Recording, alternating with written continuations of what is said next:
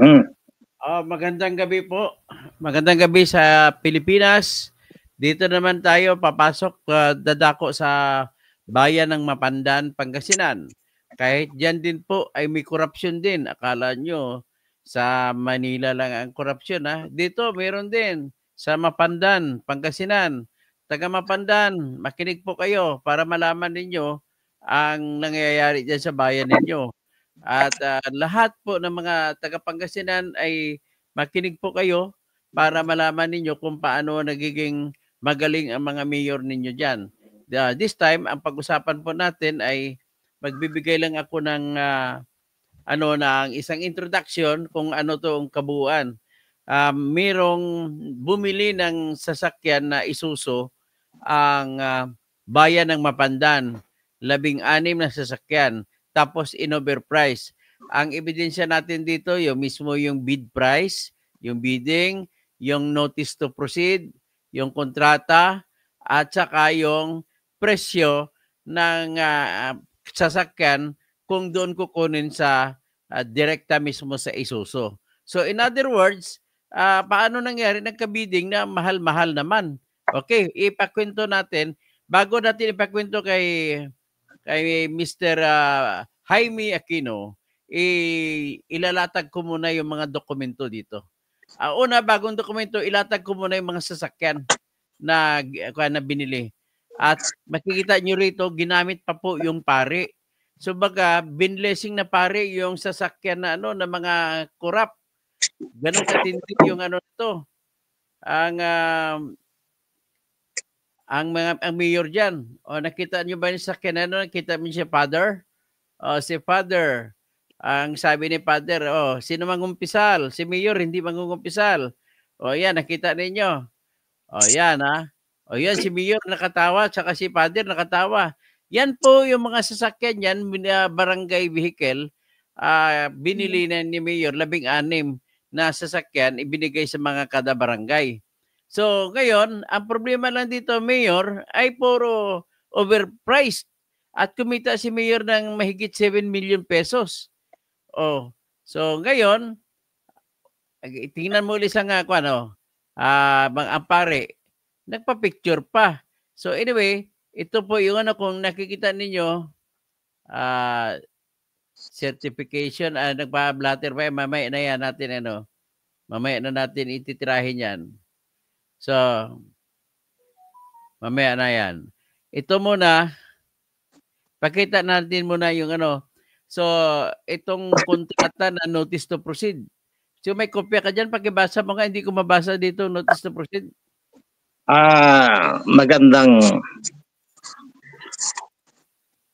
Magandang araw po sa ating mga tagapakinig, lalong-lalo na yung mga kababayan ko rito sa bayan ng Mapandan, Pangasinan, na kung saan nais kong isiwalat sa inyong lahat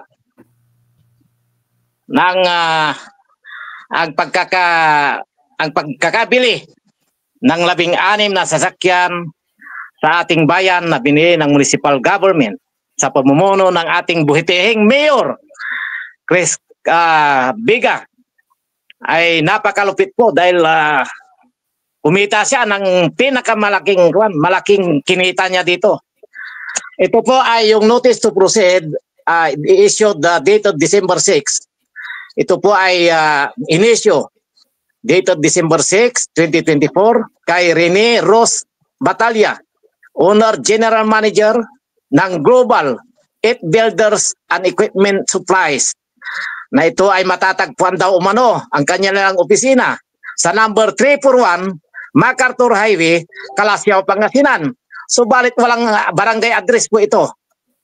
Nakalagay po dito, Dear Sir, Ma'am, the attached contract agreement having been approved, notice is hereby given to Global It Builders and Equipment Supplies that work may proceed on the procurement for 16 units manual transmission rescue vehicles effective upon receipt of this notice. Ito ang nakalagay dito sa first paragraph ng sulat na ito ay pirmado mismo ng ating butihing mayor Honorable Carl Christian Biga. At ito po ay nireceive mismo ni Mr. Rene Rus Q. Batalya. Siya po ang nanalo daw sa biddingan. Pwede basahin ko yung sulat. Sulat nasulat ng Notice of Award, sulat ni Mayor kay Mr. Rene Rose Batalya na siyang Owner General Manager ng Global 8 Builders and Equipment Supplies na matatagpuan sa 341 MacArthur Highway, Calasiao, Pangasinan. Sinabi dito, Dear Ma'am, we are happy to notify you that the procurement for 16 units manual transmission rescue vehicles, goods, MUN, municipal coding siguro to, 2024-16-029 is hereby awarded to you as the bidder with the lowest calculated and responsive bid at a contract price equivalent to 28,720,000 pesos only. You are therefore required within 10 calendar days from the receipt of this notice of award to formally enter into contract with us and to submit the performance security in the form of the amount stipulated in the instructions to bidders.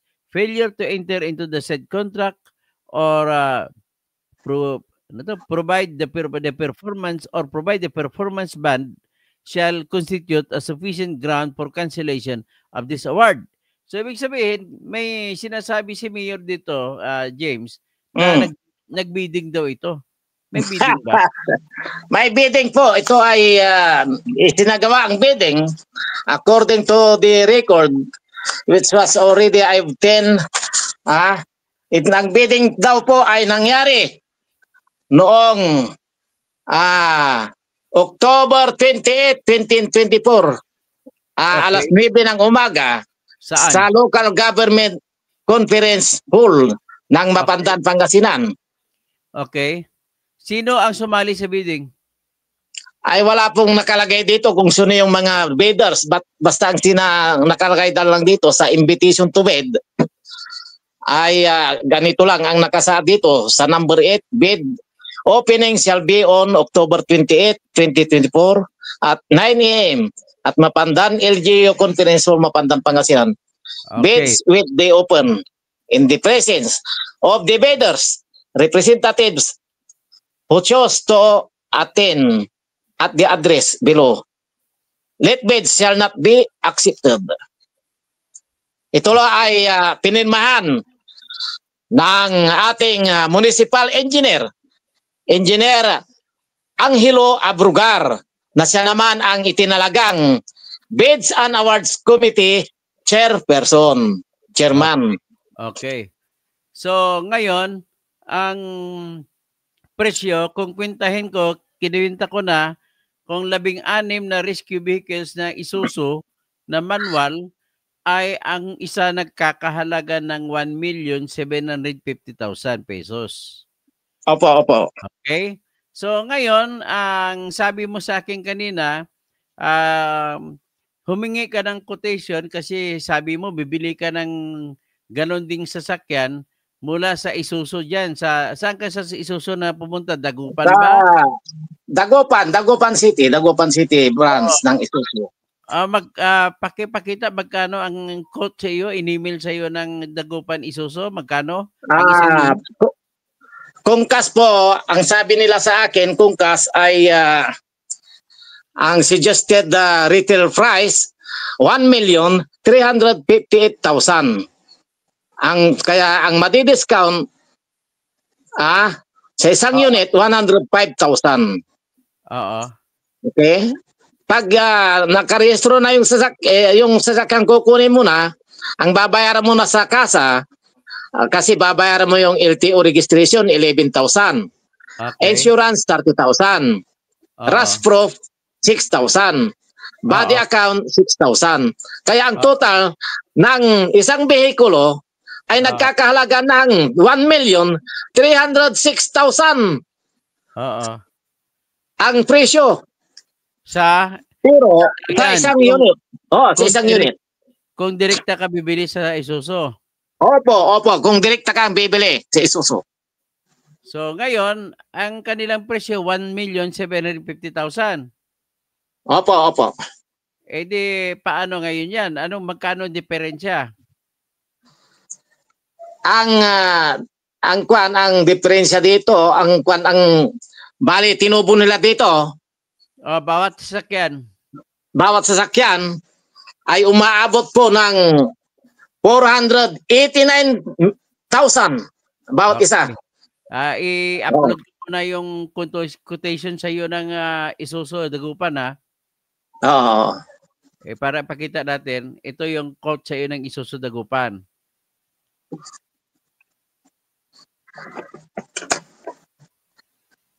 Yan. Kita mo ba ang presyo? Oo. Di ba? Yan ang kinot ng SRP, standard retail price. Isang vehicle. Opo. 358,000. May discount na 105,000 kung cash. So, Opo. fees, may LTO, babayaran ka sa LTO, insurance, rust proofing, body accessory. So, 11,36 saka 6. So, 1,306,000 lahat ang total. Opo. Para sa 1,750,000. So, 1,750,000, that is 444,000 kada isang kinita. So, 444,000, i-multiply natin sa 16 vehicles. So, ang kinita nila po 489,000 isa. Ganun ba? Mali ba? Kasi yung halaga ng isa, kung sa doon sila bumili sa supplier is 1,795,000. So anyway, so divided by 16 ito. Ang kinita na 7,824,000. Opo. Ang bawat isa. So, ang ebidensya mo ay itong notice to proceed at meron pa tayong dito binigay mo sa aking kontrata na pinirmahan nila. Pinirmahan. Ikumpara natin ngayon sa presyo na direkta ka bibili. Opo. Okay, ngayon kung 16 ang binili, more than 7 million ang kinita ni Mayor. Yun nga. 7,824,000. Correct. Oo. So, ano na ngayon? Pinatawagan mo ba si Mayor sa comment niya? Ganito, kasi I was there when the blessing ceremony it was conducted on February 3, 2025 in the morning. Nandun yung mga senior citizen, mga barangay officials na recipients, mga media practitioners, nandun din, pati ako nandun, mga kasama ko, mga staff ko nandun sa aming dyaryo, ay tinanong nila kung saan kinuha ni Mayor Vega yung ipinambayad sa sasakyan, pero hindi niya sinagot yung tanong. Pangalawang tanong, ay magkano ang halaga ng isang unit? Hindi na naman niya sinagot. Okay. Yung tanong na yon ng mga media practitioners, kaya dismayado sila, umalis na sila. Nung baka hindi alam ni Mayor Vega ang presyo. Ay baka, siguro baka hindi niya alam yung presyo. pero pumirma siya sa kwan. Nakakalimot pala kapag kumita, no? Oo. Ganyan talaga ang kwan, buhay. Alangan naman na kwan, siyempre, kumita rin dyan yung mga kasapi ng Sangguniang Bayan kasi silang nag-approve to enter, in-approvean nila ang resolution to enter that the mayor will enter into a contract with the supplier. Yung petsa na ng notice to proceed December 6, 2024. Correct. Oo. So ang ibig sabihin, yung budget ng Mapandan na munisipyo para sa 2024. Opo. Ito ay sa Ano ba ito kung nasa budget ba ito ng ano ng Mapandan? Kung wala sa okay. budget, delikado ito. Ang according to the Secretary of the Sangguniang Bayan, Oo. when I talked to her through cellphone, sabi niya kasi nagpapareceive po ako ng sulat ko noong October 10, Okay. 2025. Ay Oo. noong February 10. Okay. Sa inutusan ko yung isang staff ko sa opisina ng Vice Mayor. Kasi gusto kong humingi ng kopya ng kanilang resolusyon o kaya ordinansa na pinahintulatan ng ating kagalang-galang na mayor para bumili ng 16 na sasakyan sa supplier na nanalo sa bidding. Kaso, ayaw nilang i-receive yung sulat ko. Sabi nila, wala kaming authority to receive your letter. Sabi Okay. na doon sa staff ko. Ngayon, ang ginawa ng staff ko, si Jericho Saturnio, tumawag sa akin. Sabi Okay. niya, kausapin nyo na lang si Secretary kasi nandito. Si Secretary Gary Agas ng Sangguniang Bayan. Sabi ko, nag-usap kami ni Secretary Agas. Sabi niya, actually, sir, sabi niya, yung procurement ng 16 units, manual transmission vehicle, rescue vehicle, sabi niya, ay inutang ng munisipyo yan. Saan? Kahit inutang, sabi ko, magbigay ka pa rin ng mga dokumento dahil kailangan ko yan, sabi niya. Sabi ko sa kanya. At it was already public document, sabi ko, na dapat mong ibigay sa akin yan, sabi ko. Sabi niya, o sige, i-receive ko na lang yung sulat mo, tapos, bahala na si Vice Mayor kung ano isasagot niya, sabi niya sa akin. So, ang akala ko i-receive ng sekretary yung sulat. Ngayon, hindi niya i-receive. Kaya, umuwi yung staff ko sa opisina, nag-report sa akin, sabi niya, ayaw daw ipa-receive ni Vice Mayor kasi nag-usap sila sa cellphone. Sabi daw ni Vice Mayor, sa Pangasinan dialect, ag muawatan itay sulat. Ang ibig sabihin sa Tagalog, wag mong kunin yung sulat na yan. Sabi ni Vice Mayor doon kay Agas, kaya hindi niya kinuha yung sulat ko. Ngayon, sige, ibig sabihin po, ang ginawa ko, kinabukasan, dali lang. Ibig sabihin kung hindi niya tinanggap, pwede mo sa ipakulong kasuhan sa ilalim ng Artalo. Opo. Sa Anti-rated law. Anti-rated law. O sige, diretso. Opo. Ngayon, kinabukasan ng February 11, pumunta na naman yung staff ko doon isa sa opisina ng Vice Mayor. Sabi niya sa akin, sabi ng staff ko, ayaw talaga sir na i-receive yung sulat ninyo. So, kahapon... Teka muna. Ano ba yung laman ng sulat mo? Ang laman ng sulat ko ay I am requesting the Sangguniang Bayan to provide me copies of the resolution, of their enacted resolution for the procurement of 16 units manual transmission rescue vehicle in our town. Para may magamit ako sa aking paggawa ng istorya sa aking newspaper at pwede ko na rin itong gamitin sa ibang purpose. Okay. Pero ayaw nilang i-receive. So ayaw na receive. So, ibig sabihin, pwede mo siya kasuhan sa ombudsman. So, may papakita ko na sulat kung bakit sabi mo kung ito nga ba ito. May papakita ko sa screen. Makikita mo naman ito.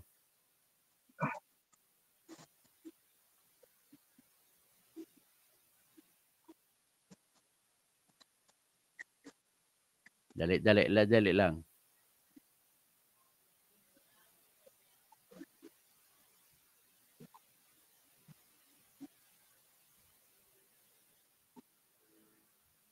Dali lang.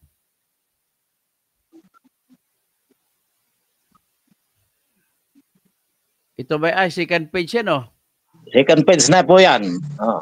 Okay.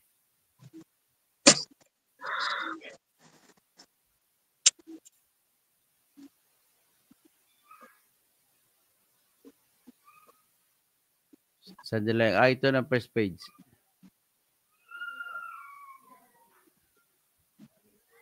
Ipakita ko first page.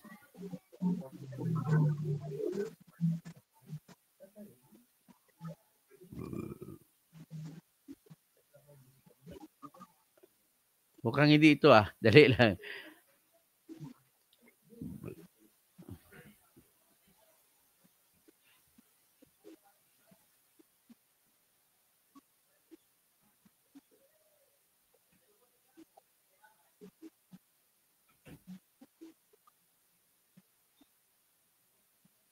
Ito, first page. Yan na ba first page? Nakita mo na first page? Opo. Nakita ko na po. Okay. So, yan yung ano natin. Yan po yung sulat ko. Please ng aking sulat po. Address to Basahin the... natin yung sulat. Palakihin ko lang muna tapos basahin natin. Mabasa na ba? Mabasa mo? Mababasa na po. Mababasa na. Okay. So, basahin ko. Address kay Honorable Gerald Glenn L. Tambawan, Municipal Vice Mayor, Mapandan, Pangasinan, and Honorable Members of the Sanggunian Bayan, Mapandan, Pangasinan, through Mr. Gary C. Agas, Secretary to the Sangguniang Bayan, Mapandan, Pangasinan, to our beloved local officials. As a taxpayer of this town and media practitioner, may I request your office to please provide me certified true copies of the resolution or ordinance enacted by the Sangguniang Bayan for the procurement of 16 units manual transmission rescue vehicles in our town as my reference in writing news story and other purposes it may serve. As a publisher editor of a newspaper and taxpayer, I have the right to secure a copy of the resolution pertaining to this project of the local government unit of Mapandan, Pangasinan, which is already considered a public document. Failure on your part to act or response on my request, demand to release the copy of the said resolution within the period of 15 days starting upon receipt of this letter. I will use this letter as part of my vital evidence in filing criminal administrative charges against you before the proper venue for violating paragraph A, section 5 of Republic Act 6713 and existing provisions of Republic Act 3019. Actually, sa ARTA pa ito, na iba pa yung kasalanan sa ARTA, sa Anti-Rape Act. Remember that the Rule 6 in implementing rules of Republic Act 6713, duties of public officials and employees. Section 1, as a general rule, when a request or petition, whether written or verbal, can be disposed of promptly and expeditiously, the official or employee in charge to whom the same is presented shall do so immediately without discrimination and in no case beyond 15 days from receipt of this petition. So, ilipat na naman natin dun sa second page. Okay. Punto tayo sa second page.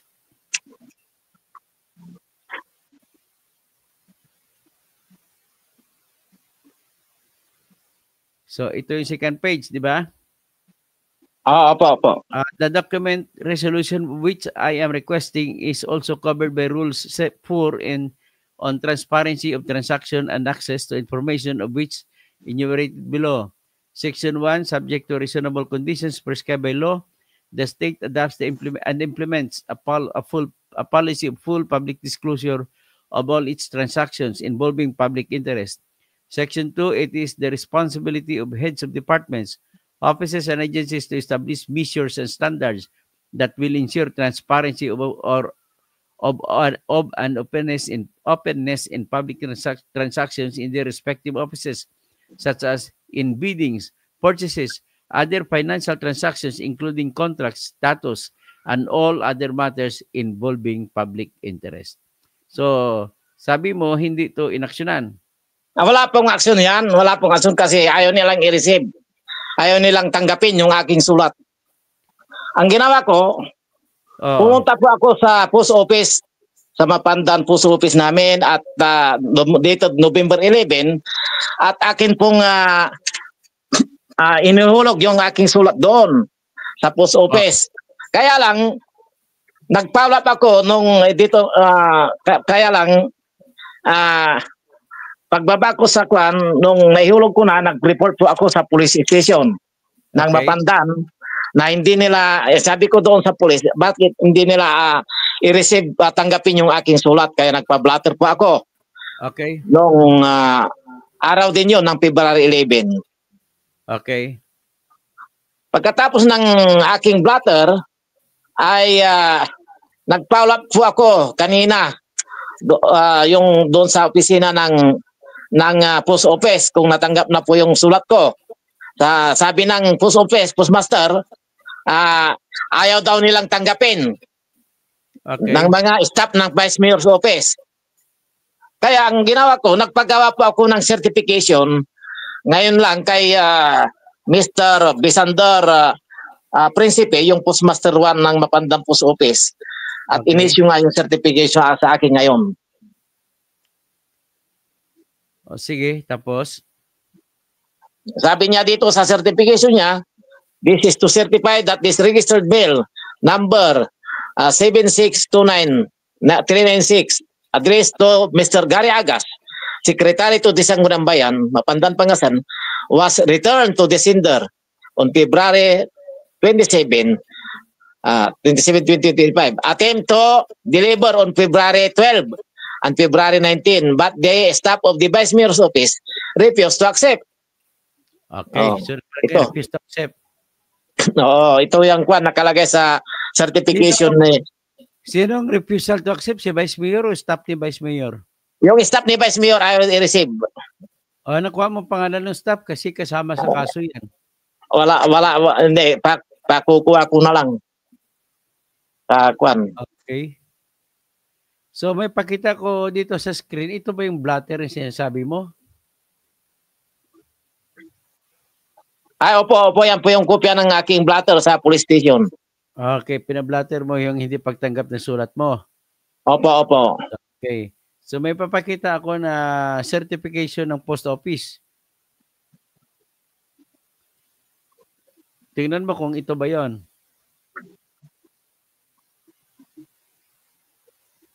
Yan ba yon? Opo, yan po yung inisyu sa akin kanina ni Mr. ano bito si Kwan, yung sa post office, si Mr. Bisandel Principe. Basahin ko. February 27, 2025. This is to certify that the registered mail number RA768-297-396-ZZ addressed to Mr. Gary C. Agas, Secretary to the Sangguniang Bayan, Mapandan, Pangasinan, was returned to sender on 27th day of February 2025. Attempt to deliver on February 12, 2025 and February 19, 2025, but the staff of the Vice Mayor's office refused to accept. This certification is issued upon the request of Mr. Jaime Aquino. Okay. So talagang tahasan na tinanggi ang pagtanggap ng sulat. Tinanggihan nila. Dahil So, ayaw daw nilang madamay. So dapat makasuhan. So anyway, pakita natin ang kontrata, no? Para yung contract agreement sa pagbili ng 16 na Isuzu. Ang tawag niya, Isuzu Rescue Vehicle. Opo. Isuzu Rescue Vehicle. So sa ngayon na nag-uusap tayo, wala ka pang ideya kung sino yung mga sumali sa bidding. Hanggang ngayon kasi ayaw nilang magbigay ng kaukulang papilis kasi pinagbawalan na po sila. Kaya ang magagawa natin diyan ay bahala na po ang Office of the Ombudsman kung i-require nila ako na kukuha ng certification o other documents. Basta susulatan nila ang agency ng gobyerno. Gagawin ko po yan. Ito yung kontrata lang sa pagbili, no? Ng Opo, yan po. Okay, sa kontrata dito nakalagay na bibili nga ng bibili nga ng 16 na sasakyan. Ito, ang pangalan ng kakontrata Global 8 Builders and Equipment Supplies. So, the winning bidder agrees that additional contract documents or information prescribed by the GPPB that are subsequently required for submission after the contract execution, such as the notice to proceed, variation orders, and warranty security shall likewise form part of the contract. So anyway, itong kontrata na klarong-klaro na pinirmahan ni Honorable Carl Christian F. Vega at saka ni Rene Rosque Batalla, General Manager Owner ng Global 8 Builders and Equipment Supplies. May relasyon ba to si Mayor kaysa dealer? Ay mayroon po akong inimbestigan diyan. Nagsasagawa po ako ng investigasyon diyan kasi may nagsabi sa akin na siya na naman yung kontratista doon sa supplier doon sa dalawang dump truck na overpriced din. Si Mr. Batalla na naman ang supplier. Marami siyang sinupply dito sa Mapandan. Siya palagi ang ginagawa nilang supplier dito. Kaya ongoing pa po yung aking investigasyon. So hindi ka ba nagtanong kung sino mga kalaban ni Global 8 na kalaban sa bidding? Wala? Wala po akong idea kasi request mo yung bidding records, mga minutes ng bidding at saka mga documents, mga submitted bid documents at saka mga quotation, mga sinabit na bid. Mag-request ka para malaman natin at kung meron talaga, kasi kung hindi sila magbibigay, ibig sabihin muro-muro lamang ang bidding, kunwari lang, hindi totoo. So yan mangyari. So anyway, what is important is here, meron ka ng substantive evidence pakikuha din sa ibang, siguro mas maganda yan na mag-apply ka ulit ng ibang pangalan naman ng tao, mag-apply naman ng the same, katulad din ng sasakyan na yan na bumili dyan sa Dagupan o kung saan man dyan sa ibang lugar ng Pangasinan na nagbebenta rin na mayroon ding Isuzu na na kasa. At para magiging matibay ang kaso natin. Tapos dadagdag mo na lang yung hindi na pagtanggap ng sulat. In other words, from the fact na hindi nila tinatanggap, may tinatago. Ito lang masasabi ko, ang mga bayan ay hindi rin yan naiiba sa ating pangnasyonal na bayan na gobyerno.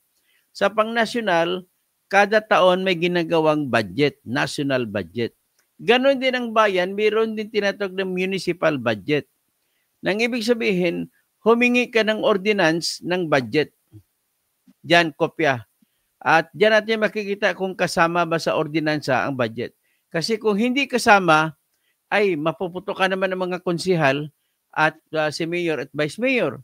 Kasi bawal yung gumastos sila na hindi nakalagay sa budgeting nila. Kasi ang budget para sa 2024, ginawa yan itong mga October, November, December ng 2023. Yan po yan. Pagkatapos, pag pera ang involved, pag makipagkontrata ang munisipyo sa kahit sino man, basta may involved na pera, o may ibig sabihin, gagastos ang munisipyo, ang kailangan dyan hindi pwede ang resolution. Jaime, hindi pwede ang resolution. Iba yung resolution, iba yung ordinansa. Dapat ordinansa. Ano ba ang pagkakaiba ng ordinansa sa resolution? Ang ordinansa po ay lokal na batas. So, sinasabi po sa ating konstitusyon, sa Section 29 ng Article 6 ng ating saligang batas, nagsasabi na walang kahit piso na maaaring kunin at igagasta kung walang katumbas na batas. Ang batas na panglokal ay ordinansa. So kung walang batas, hindi po pwede resolution lang. Bibilanggo sila.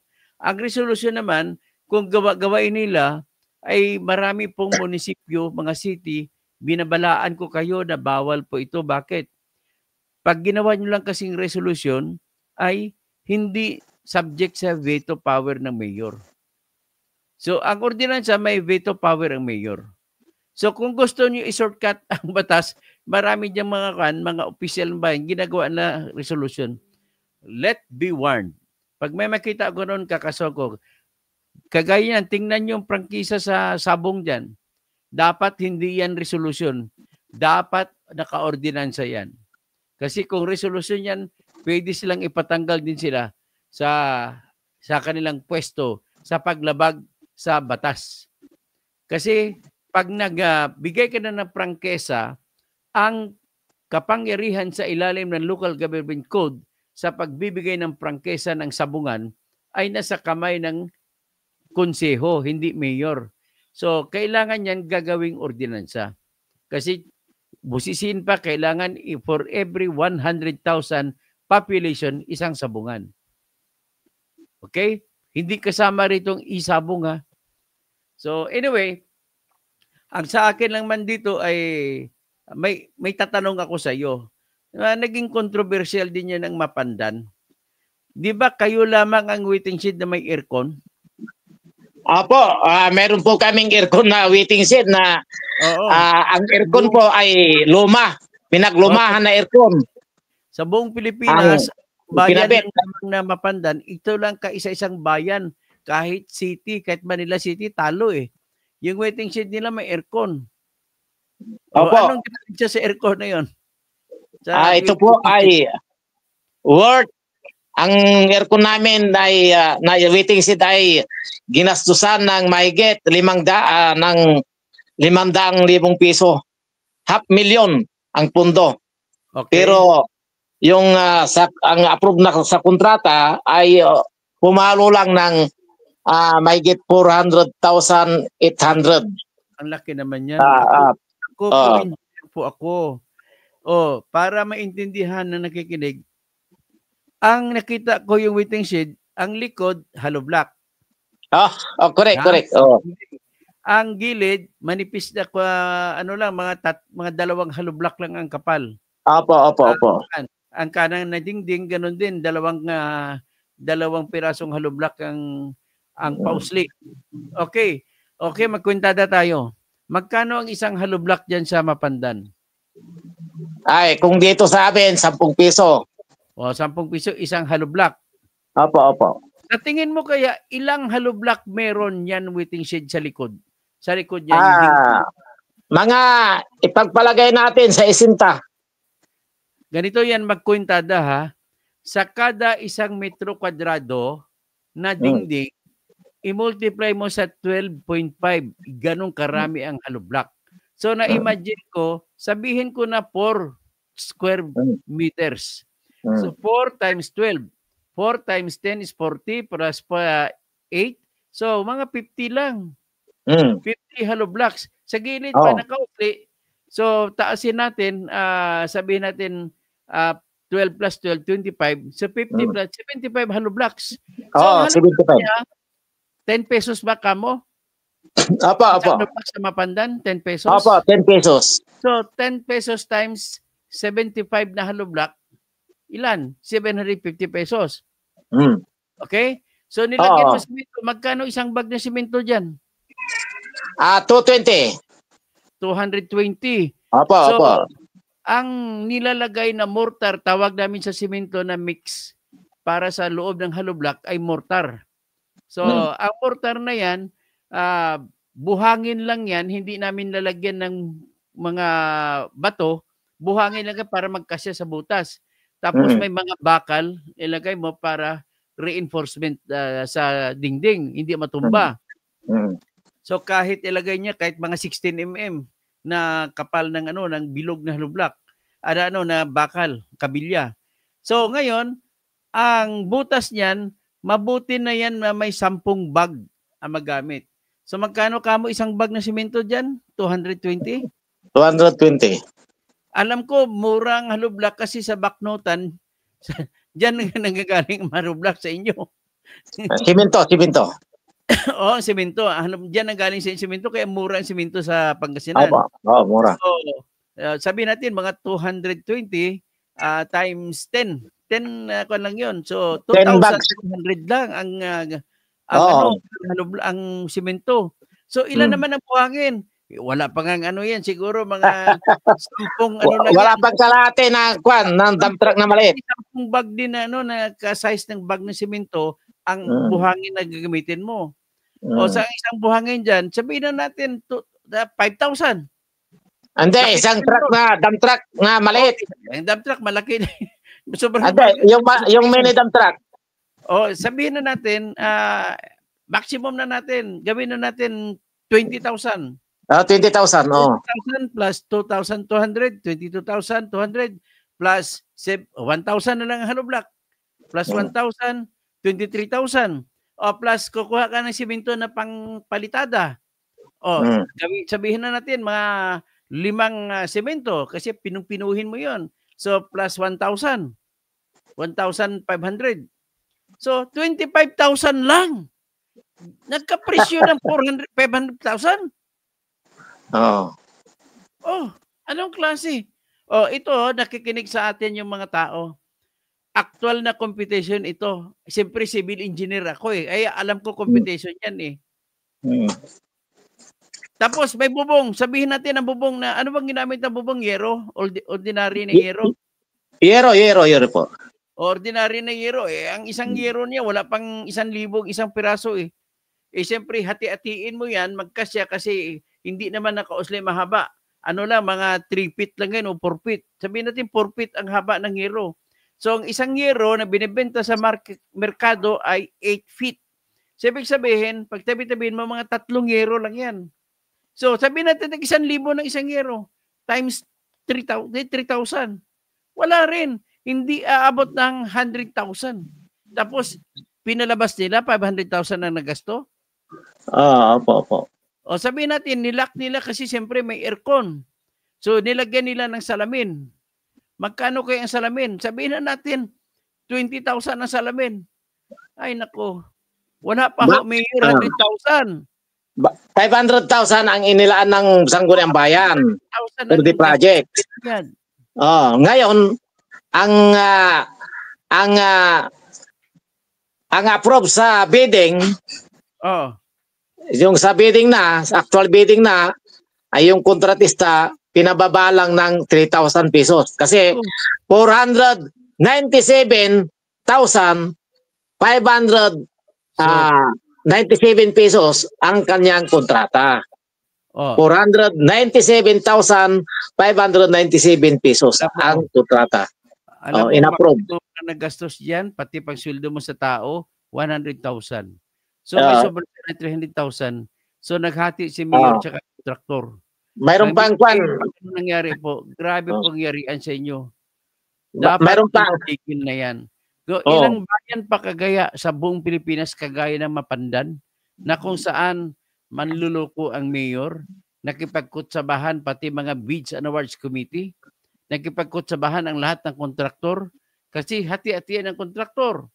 Mga 5 kontraktor sasali tapos pataasin nila kanilang presyo, ang papanalunin, alam na yan, paghulog sa box ng mga bidding envelopes, alam na kung sino panalo. Ganon po ang sistema dyan. So, dapat nang palitan yan. Dapat yan palitan yung mayor na yan. Ang pangalan ng mayor ulit? Christian Biga. Christian pa naman pangalan. Naku, palitan mo yung pangalan mo. Dapat Satanas Biga. Hindi pwede Christian. Tapos kumukuha pa ng pari, biblisingan ang mga binili ng overpriced na mga 16 na Isuzu na mga rescue vehicle. Saan ka makakita? Sa bagay, ang nangyari po dito sa Mapandan, isa lamang po yan na maliit na mukha sa buong bayan natin sa Pilipinas. Ganon po katindi ang yarian. Kapag kung sino nakaupo, yarian lahat. Kaya, expect ka kay BBM, yarian din.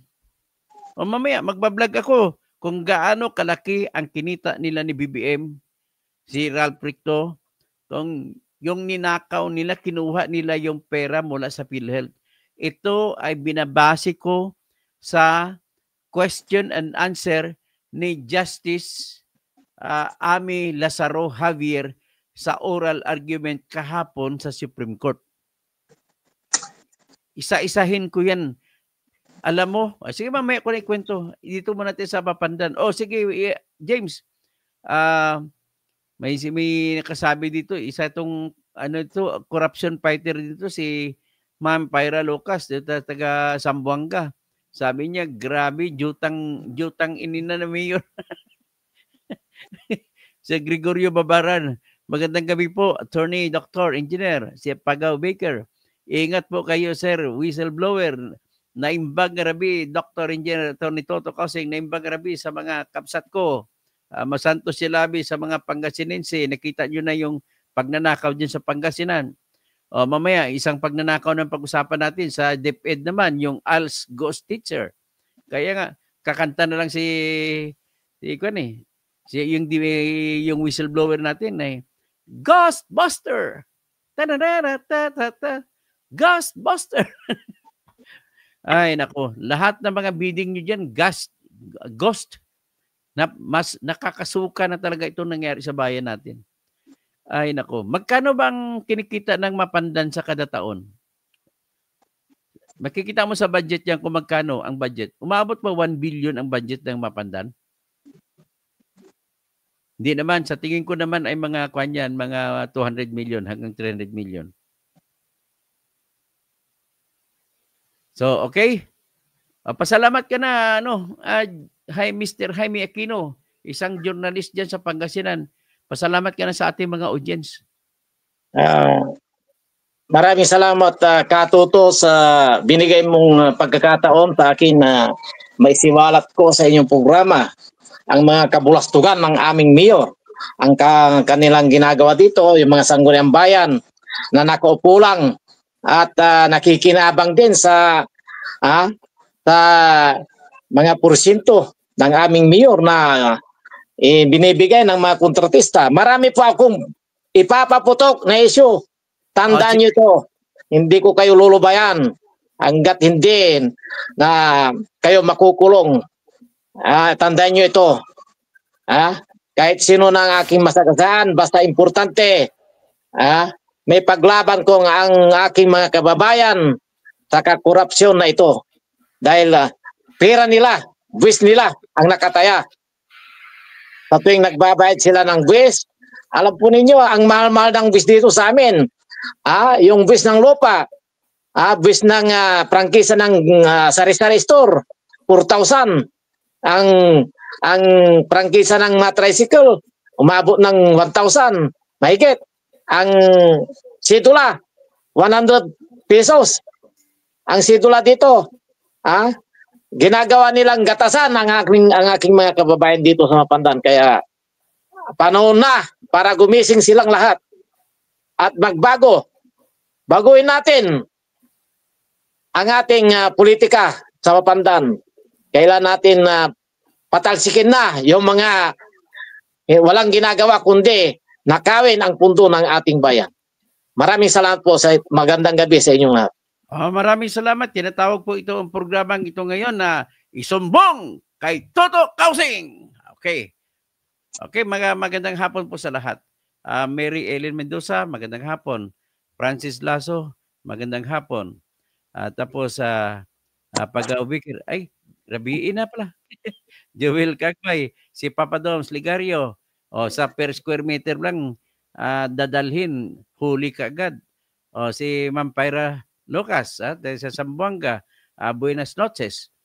Tapos si Gregorio Babaran, Pagaw Baker, Fernie Pinto, sa Pastor Raelia, Serd. Okay. Bernardo Menjula Ednalagim, good evening, Kabunyog. Sa Bunyog ibuto natin. Romel Bengson, good evening po, Dr. Toto Kausing. Pastora Raelia, Shalom. Richard Bangkuyo, LTO Region 3, Spring. Bibirahin ko rin itong Region 3 na LTO sa Pampanga.